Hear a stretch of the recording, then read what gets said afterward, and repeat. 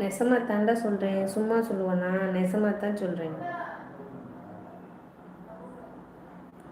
Case அடுப்பில் கொதிக்க விட்டு சோறு வடிக்கிற மாதிரி பொங்கல்லாம் வைக்கக்கூடாது.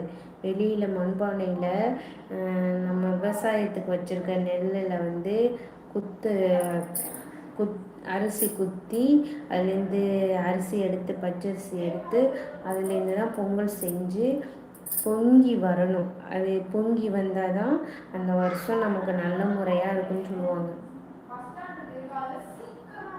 அதை விட்டுட்டு கேஸ் அடுப்பில் கொதிக்க விட்டின்னு வச்சுக்க, வாழ்க்கை ஃபுல்லாக கொதிக்குமா லைஃபு.